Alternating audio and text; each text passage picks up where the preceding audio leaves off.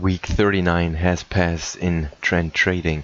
Let's have a look at where our positions are going.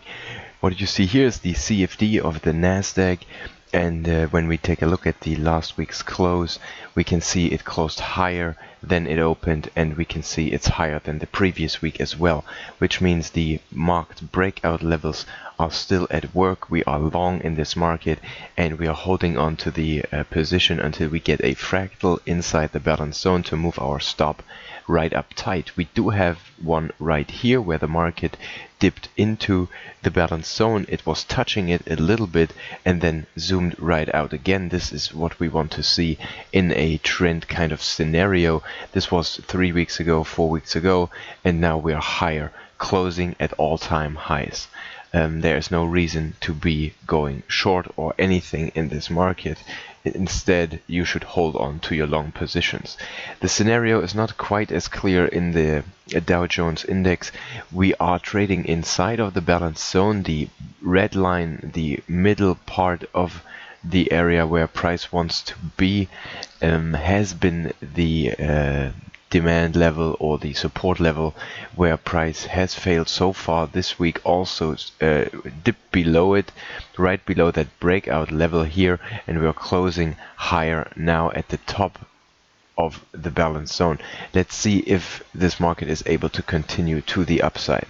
It still remains true that we already had a great trend unfolding from 2009 all the way to mid 2015. We then get a minor correction. The oscillator did not go below the zero line, and now a breakout has occurred on the monthly chart. However, it is possible that some sort of divergence might come up where the indicator, the oscillator, is not able to go higher. Is not able to go higher, which means there is a lack of momentum as this keeps going up. Still on the lower time frame, which is the weekly chart, the trend direction is clear, and we are trading with the market as long as it is moving in a specific direction. We also see breakouts forming in the Japanese market. The Australian markets could be setting up something.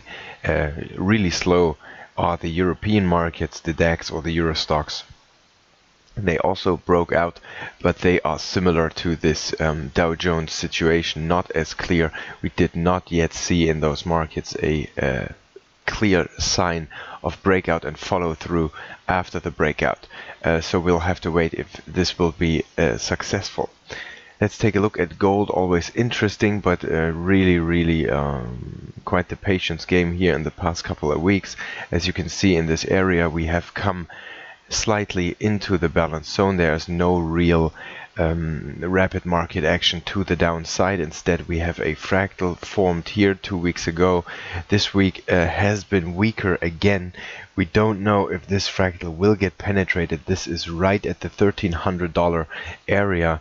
This might be penetrated, which would mean there could be another fractal inside this balance zone, as this type of correction seems to be a little bit bigger, but we'll really have to wait.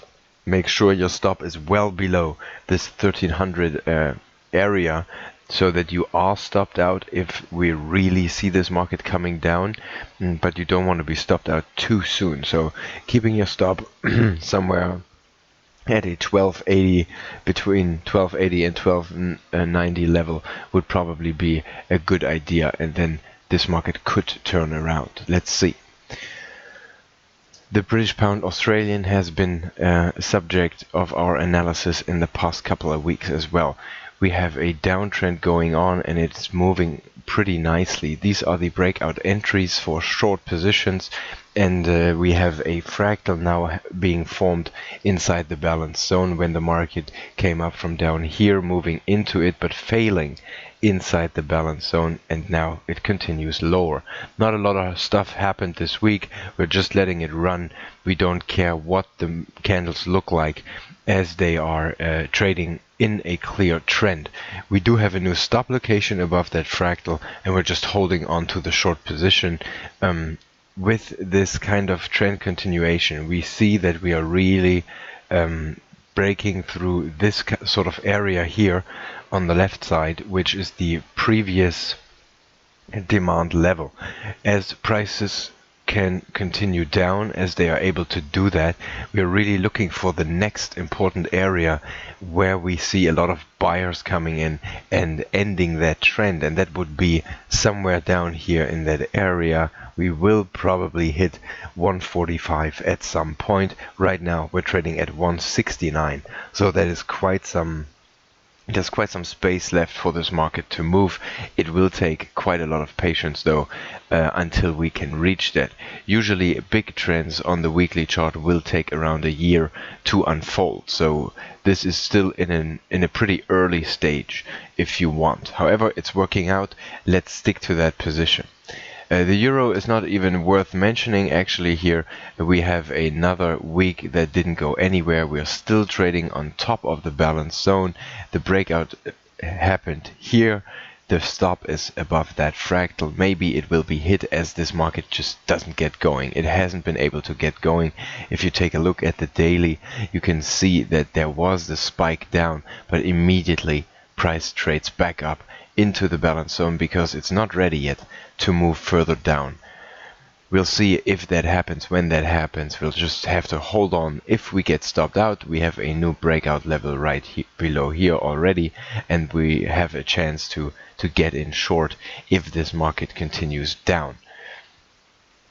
And for the final analysis for week 39, let's take a look at the US dollar Canadian.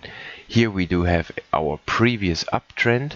This is the correction, and now we're looking for signals to go long, to continue this trend. It's always a little bit tricky to know what type of correction is it, when is it going to be over. It's very possible that this market comes down to here and then starts to move to the upside. We already have one breakout that failed at this point here, and now this candle of this week went higher than the fractal that has been formed after the first breakout. We do not have a favorable close of the market at the end of September. We are inside the balance zone, just on top of it, and we'll have to see if the market is able to turn around and then move to the upside. If you are really impatient, you could already exit your long position here again, because there is no follow through after the breakout occurred early this week. Just one more hint here for the commodities trading in gold and silver. We're taking a look at the monthly. A couple of weeks ago I was talking about a fractal being formed on the monthly. As this happens, we do have a nice chance for the market to continue higher as this fractal is broken. It's marked here with that black line and is the first indication that we are really turning and that we are really moving up now. Now, this does not mean that we cannot come down again into the balance zone on the monthly, but a first initial move to the upside has happened. It will now be corrected with a higher low, and then a continuous uptrend in the direction of the previous move, which is this uptrend here, will continue, hopefully, or will occur. At that area here we have a 4-year correction going on, which is quite a bit of time, but price didn't really go down that much. If you just zoom in a little bit and you compare the size of that trend to the size of that correction, this is almost laughable.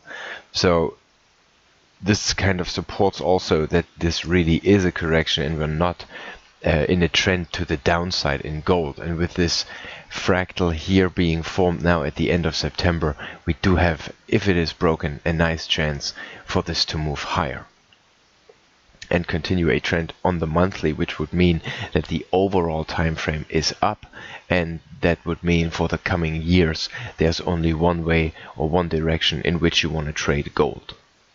That's it for today. Thanks for watching the video, and see you soon.